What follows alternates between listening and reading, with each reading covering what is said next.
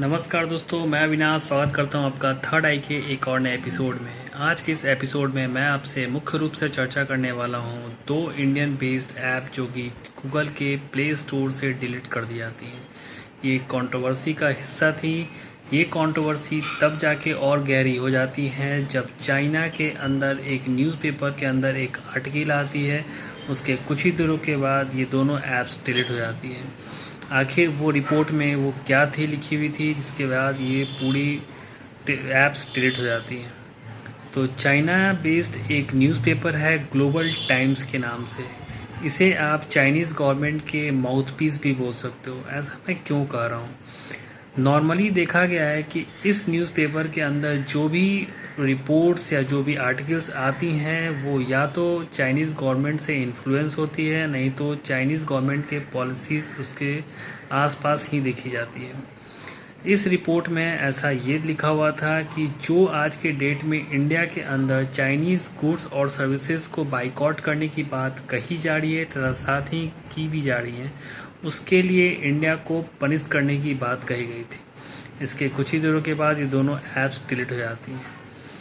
तो इसे बहुत लोग चाइना का इन्फ्लुएंस गूगल के अंदर भी बता रहे हैं। तो सबसे पहले मैं आपसे बात कर लूँ कि आखिर ये दोनों ऐप्स थी कौन सी और इस ऐप्स में होता क्या था। तो वो पहली ऐप थी रिमूव चाइना ऐप्स के नाम से, जो कि 17 मई के आसपास में इंडिया के अंदर लॉन्च होती है। कुछ ही दिनों के अंदर 5 मिलियन से ज़्यादा बार भी इंडिया के अंदर ही डाउनलोड होती है तथा साथ ही 4.8 रेटिंग इसकी दी जाती है। ये ऐप इंडिया में जयपुर बेस्ड एक कंपनी है वन टच ऐप लैब्स जो बना रही थी। इस ऐप के अंदर सबसे पहले तो आप जब इसे इंस्टॉल अपने मोबाइल में करते थे तो आपके मोबाइल में जो भी चाइनीज़ ऐप थी उसे वो आइडेंटिफाई करती थी, तो साथ ही उसे डिलीट करने का ऑप्शन भी देती थी जिससे वो डिलीट हो जाती थी। आखिर इतनी जल्दी इस ऐप्स को इतना ज़्यादा पॉपुलैरिटी कैसे मिला? इसके पीछे मुख्य रूप से दो रीज़न है। पहला, कोविड-19 पेंडेमिक, जिसके वजह से ऑलरेडी चाइना के अगेंस्ट में पूरे वर्ल्ड में एक गुस्सा है। दूसरा, इंडिया और चाइना के बीच में लद्दाख, अरुणाचल प्रदेश और सिक्किम के अंदर एक बॉर्डर डिस्प्यूट जो कि अभी आज के डेट में बहुत ज़्यादा गहरा है। दोनों ही कंट्री की जो सेनाएं हैं जो आज के डेट में फेस ऑफ कंडीशन में देखी जा रही हैं, इसके वजह से इस ऐप को बहुत ज़्यादा इम्प्रूवमेंट या जो और ज़्यादा पॉपुलैरिटी देखने को मिला। दूसरा, मित्रो ऐप। ये ऐप टिकटॉक से रिलेटेड है जिसमें शॉर्ट वीडियो बनाया जाता था। तो ये सोशल प्लेटफॉर्म बेस्ड एक ऐप थी जो कि इंडिया के अंदर बेंगलोर के अंदर इसे बनाया गया था। इसे भी डिलीट कर दिया गया है। इस ऐप के पॉपुलैरिटी का रीज़न ये बताया जा रहा है कि कुछ दिन पहले यूट्यूब और टिकटॉक के बीच में एक कंट्रोवर्सी हुई थी। यूट्यूब पे एक कैरी मिनाटी बोल के एक रोस्टिंग करने के लिए एक वीडियो है जिसमें टिकटॉक पे से रिलेटेड कुछ वीडियो को रोस्ट किया गया था। दोनों ही ऐप्स के बीच में, यूट्यूब और टिकटॉक के बीच में एक बहुत बड़ी कंट्रोवर्सी हुई जिसमें यूट्यूब के फैन फॉलोअर्स ने टिकटॉक को पूरी तरीके से डिनाई किया, उसके रेटिंग्स को डाउनग्रेड किया था। उसके ऐप पे जाके बहुत सारी निगेटिव फीडबैक भी लिखी गई थी। ये तो रही टिकटॉक और मित्रों से रिलेटेड बातें। टिकटॉक से रिलेटेड एक और बड़ी न्यूज़ थी जो कि आ रही थी। टिकटॉक, जिसके बारे में हम जान रहे हैं, ना सिर्फ इंडिया में, ये पूरे वर्ल्ड वाइड आज के डेट में फेमस हो चुकी हैं। इसी को देखते हुए, कुछ सेफ्टी कंसर्न को देखते हुए, अमेरिकी यूएस के एक रिपब्लिकन केन बक बैक ने एक बिल को इंट्रोड्यूस किया है जिसमें गवर्नमेंट से रिलेटेड जितनी भी डिवाइसेस थी उसमें टिकटॉक ऐप को बैन करने के लिए एक बिल को इंट्रोड्यूस किया है। ये तो रही ये तीनों ऐप्स की बारे में बातें। मैं आपसे एक और ऐप के बारे में चर्चा करने वाला हूँ। वो ऐप एप्पल से रिलेटेड है। एप्पल ने कुछ दिनों पहले हांगकांग के अंदर एक ऐप इंट्रोड्यूस किया था जो कि HKmap.live के नाम से आई थी। ये ऐप तब लॉन्च की थी जब हांगकांग के अंदर एक बहुत ही बड़ा प्रोटेस्ट देखा जा रहा था, जो कि चाइना ने एक एक्स्ट्राडिक्शन बिल पास किया था हांगकांग के अंदर में, जिसमें एक वायलेंस भी सड़कों के ऊपर बहुत ज़्यादा देखा जा रहा था। साथ ही इस प्रोटेस्ट को धीरे धीरे एक बहुत बड़ा प्रोटेस्ट का रूप ले ली थी। उस समय एप्पल ने वहाँ के लोगों के सेफ्टी कंसर्न के लिए एक ऐप लॉन्च किया, जिसमें वो ऐप में वहाँ के लोकल स्ट्रीट्स के बारे में मैप में शो करती थी कि कहाँ पुलिस बल ज़्यादा से ज़्यादा अमाउंट में तैनात हैं, कहाँ लोगों की संख्या ज़्यादा है, कहाँ पे वायलेंस ज़्यादा हो रहा है, जिससे लोग अपने सेफ्टी कंसर्न को देखते हुए ही स्ट्रीट के ऊपर बाहर निकलते थे।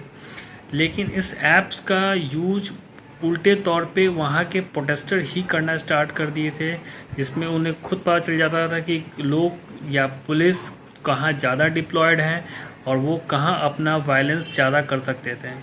इन सब को देखते हुए एप्पल ने कुछ दिनों के बाद ही इस पूरे ऐप्स को प्ले स्टोर से डिलीट कर लिया था, जिसके अंदर हांगकांग के अंदर भी एप्पल को लेके बहुत ज़्यादा गुस्सा था, क्योंकि ये ऐप कहीं ना कहीं उन प्रोटेस्टर का हेल्प कर रही थी। तो आखिर गूगल भी कुछ अपने ऐप्स को डिलीट कर रही हैं, ये एप्पल भी कुछ अपने ऐप्स को डिलीट कर रही हैं। ये सारे सिनेरियो अगर देखा जाए तो कहीं ना कहीं चाइना का हेल्प कर रही हैं। इससे अलग अलग लोगों के साथ अलग अलग व्यूज़ भी सामने देखने को आई हैं। सबसे पहला रीज़न अगर देखा जाए तो चाइना की GDP in terms of PPP, that is purchasing power parity, ये आज के डेट में वर्ल्ड में नंबर 1 पे है।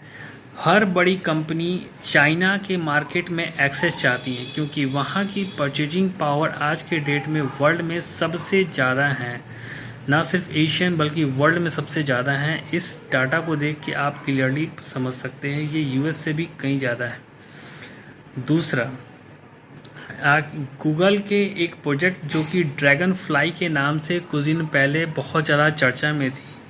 हालांकि इस प्रोजेक्ट को आज के डेट में बंद कर दिया गया है, जो कि गूगल के वीसी रहे करण वाटिया ने खुद एक्सेप्ट किया था वहाँ के सीनेट जुडिशरी के सामने, जिसमें गूगल के ड्रैगन फ्लाई प्रोजेक्ट को बंद करने की बात कही थी। इस प्रोजेक्ट को लोग सेंसर्ड गूगल के नाम से भी जाना जाते हैं। सेंसर्ड गूगल मैं यहाँ पर क्यों बोल रहा हूँ कि पूरे वर्ल्ड में जो गूगल आज के डेट में सर्च इंजन के रूप में फेमस है, जिसमें आप किसी भी दुनिया के बारे में किसी भी चीज़ को आप बहुत आसानी से सर्च कर सकते हैं, वो चाइना के अंदर ने चाइना के इसके ऊपर बहुत सारी रिस्ट्रिक्शन लगा रखी थी, जिसमें उसमें बोल रखा था कि अगर ये चाइनीज़ मॉड्यूल में अगर आप चाइना के अंदर लॉन्च करना चाहते हैं तभी इसे आप लॉन्च कर सकते हैं, अदरवाइज़ नहीं ने बोला गया था।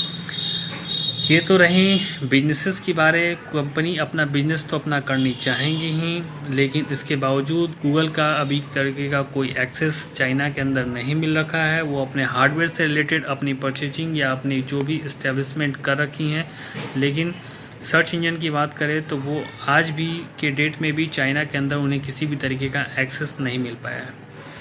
तो ये तो रही इन कंपनीज़ की बातें। तो साथ ही इन पूरे कंट्रोवर्सी के बाद गूगल के वीसी की तरफ से कुछ रिप्लाईज आई हैं। अब मैं आपसे इसके बारे में बात करूंगा। सबसे पहले तो रिमूव चाइना ऐप के से रिलेटेड एक उसकी रिप्लाई आई है, जिसमें उन्होंने कहा है कि गूगल अपने पॉलिसीज़ के अकॉर्डिंग किसी भी थर्ड पार्टी को अलाउ नहीं कर सकती कि वो किसी भी ऐप को आइडेंटिफाई करके डिलीट करने का ऑप्शन दे, जब तक कि वो सिक्योरिटी सर्विस से वेरीफाई हो। इसका अधिकार सिर्फ और सिर्फ उस गूगल के ऐप को ही है। तथा दूसरा ये बताया जा रहा था कि वो उसके कम्युनिटी के इंटरेस्ट को भी वायोलेट कर रही थी। कम्युनिटी का मतलब यहाँ पे उनके डेवलपर और कंज्यूमर दोनों इसके अंदर में आ रहे थे। दूसरी मित्र ऐप के बारे में उन्होंने अपना रिप्लाई ये दिया है कि ये ऐप पाकिस्तान बेस्ड एक क्यूब्रॉक्सस एक कंपनी है, जो कि उसने टिक ऐप करके एक लॉन्च किया था। उसका सोर्स कोड इस मित्र ऐप के सोर्स कोड से कॉपीड बताई जा रही थी, जिसके वजह से इसको डिलीट किया गया था। हालांकि गूगल ने मित्र ऐप को ऐसा बोला है कि वो अपने सोर्स कोड में या अपने फीचर्स में कुछ अगर डिफरेंसेस लाते हैं तो फिर से उसे गूगल के प्ले स्टोर पे डाल दिया जाएगा। वहीं बात करें टिकटॉक के बारे में तो टिकटॉक के अंदर भी बहुत सारे निगेटिव फीडबैक्स, लगभग 10 मिलियन निगेटिव फीडबैक्स को डिलीट किया गया है। तथा साथ ही उनके रेटिंग्स को भी बहुत ज़्यादा अपग्रेड कर दिया गया है, जो कि बीच में उसे बहुत ज़्यादा नीचे देखा गया था। तो इसके पीछे उन्होंने अपना रीज़न बताया है कि ये एक करेक्टिव एक्शन है, क्योंकि जो उनका कहना है कि हर किसी ऐप के नीचे जो रिव्यू वो दिखाते हैं वो रिव्यू उस ऐप के रिगार्डिंग उसके फीचर्स और उसके बारे में बताई जाती है तथा उसकी रेटिंग भी उसी के ऊपर बेस्ड होती है। इन दिनों जो भी वहाँ पे निगेटिव फीडबैक आई थी वो चाइना के अगेंस्ट में इंडिया का एक सेंटिमेंट था जो कि टिकटॉक को फेस करना पड़ा था, जिसके तहत उन्होंने ये सारी निगेटिव फीडबैक्स को और निगेटिव कमेंट्स को वहाँ से डिलीट किया है। तो ये थी गूगल की रिप्लाई इन ऐप्स के और इन कंट्रोवर्सी के रिगार्डिंग। आप इस ऐप से, आप इस फीडबैक से या रिप्लाई से कितना सहमत हैं, आइए आप अपने ऊपर डिसाइड करें। उम्मीद करता हूँ कि काफ़ी कुछ आपको इस वीडियो से जानने को मिला होगा। Thank you so much, thanks for watching, I really appreciate your time.